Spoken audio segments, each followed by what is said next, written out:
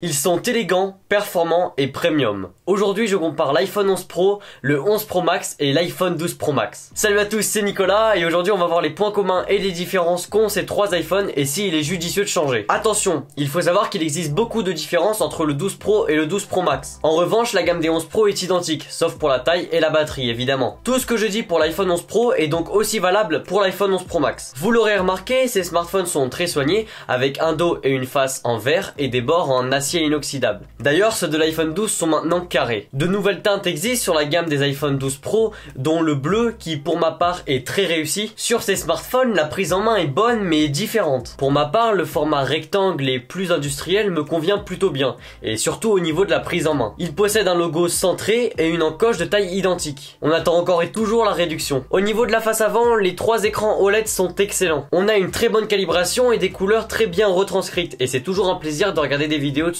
A noter que le verre de l'iPhone 12 Pro est 4 fois plus résistant aux chutes, grâce au Ceramic Shield. L'iPhone 12 Pro Max fait 6,7 pouces, l'iPhone 11 Pro Max fait 6,5 pouces et l'iPhone 11 Pro fait 5,8 pouces. Un choix particulièrement réfléchi de la part d'Apple quand on sait que la tendance revient aux smartphones de poche. L'encoche est présente et est identique sur les trois smartphones, qui est faite pour accueillir Face ID. C'est la reconnaissance faciale d'Apple. Elle prend de la place mais on s'y habitue, et comme beaucoup d'utilisateurs d'iPhone vous diront, c'est pas ce qu'il y a de plus esthétique, mais on l'oublie. Face ID est vraiment réactif sur les smartphones. On ressent aucune différence de vitesse en passant de l'iPhone 11 Pro à l'iPhone 12 Pro. Cela est notamment dû aux mises à jour déployées fréquemment par Apple. Petit bémol, Face ID ne vous reconnaît pas encore avec votre masque. Là où vous allez voir le plus de différence, c'est au niveau de la photo. Apple a vraiment tout donné pour améliorer ses capteurs qui sont maintenant un peu plus gros et son traitement logiciel effectué grâce à la puce A14 qui est surpuissante. Quoique la différence entre la puce A13 et la puce A14 n'est visible que dans des cas précis. Pour la photo en journée, on notera de légères différences au niveau du piqué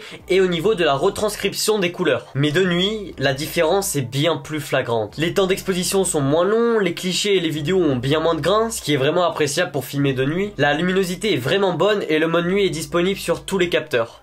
Oui, même pour le mode selfie. Sur la gamme des iPhone 12 Pro, vous pouvez maintenant aussi filmer en HDR. Sur cette gamme, Apple a aussi ajouté le LiDAR, ou LiDAR. Cette technologie, présente au dos de vos iPhones, envoie des signaux lumineux et calcule à quelle vitesse elle les reçoit. De là, votre iPhone est conscient de son environnement et est capable de modéliser votre pièce en évaluant les distances et les profondeurs. Sur les applications qui utilisent la réalité augmentée, il rend l'expérience beaucoup plus impressionnante et pertinente. Il travaille aussi avec vos capteurs pour rendre les clichés bien plus nets. Le mode portrait est vraiment réussi avec le LiDAR et le détourage du sujet très précis, quoique légèrement perfectible, notamment dans la nuit. L'iPhone 12 Pro Max est aussi doté d'une stabilisation directement sur le capteur, contrairement à l'iPhone 11 Pro qui lui l'a sur l'optique. Attention, seul le 12 Pro Max est doté de cette stabilisation. Concrètement, le rendu est meilleur et plus stable, surtout quand vous courez. Celui-ci est aussi doté d'un zoom optique de 2,5 fois, comparé à un zoom optique de 2 fois pour la gamme des iPhone 11 Pro, et d'un zoom numérique x12. En plus de ça, Apple a déployé le RAW,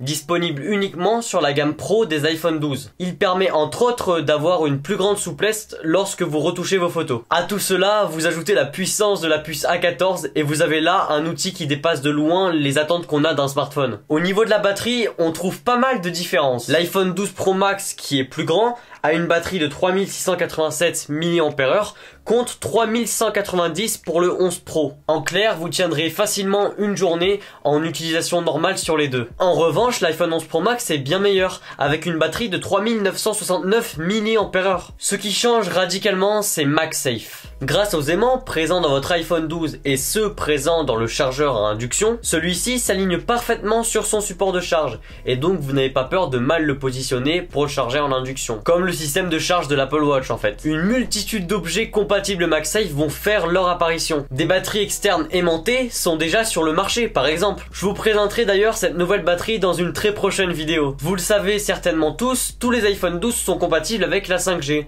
technologie qui n'est pas développée à grande échelle en France. Vous l'aurez compris, l'iPhone 12 Pro Max a des avantages plutôt flatteurs, particulièrement au niveau de la photo. Si votre souhait principal est de faire de la photo ou de la vidéo, je vous conseille sans hésiter de vous tourner vers celui-ci. Le zoom optique est plus important, les grains ont presque disparu la nuit, tous les capteurs possèdent le mode nuit, le mode portrait est grandement amélioré et le LiDAR embellit l'ensemble de vos clichés. Le format plus industriel et carré suffit parfois même à vous convaincre. D'un autre côté, si les améliorations au niveau de la photo et un petit peu de la vidéo ne vous intéressent pas, l'iPhone 11 Pro a de quoi vous faire de l'œil. Il est pratiquement tout aussi puissant, moins cher et surtout bien plus petit. Il est d'ailleurs très souvent mis en comparaison avec l'iPhone 12. La taille de l'iPhone 12 Pro Max ne conviendra pas à tout le monde et pourra être un frein à l'achat. C'est à vous de bien réfléchir quant à l'utilisation que vous en ferez. Pour ce qui est de l'iPhone 11 Pro Max, sa batterie est excellente et en fait un argument de taille. Encore une fois, si vous n'achetez pas un smartphone pour faire de la photo, je ne trouve pas nécessaire de passer de l'iPhone 11 Pro Max à l'iPhone 12 Pro Max. Surtout que leurs tailles sont très proches. En clair, si vous possédez un iPhone 11 de la gamme Pro et que les photos ne vous intéressent pas tant que ça, gardez-le. Merci beaucoup d'avoir regardé cette vidéo. Si le contenu vous a plu, libre à vous de me le dire dans les commentaires, de me laisser un petit like et vous abonner. Moi je vous vois dans une très prochaine vidéo pour vous présenter ma nouvelle batterie externe compatible MagSafe.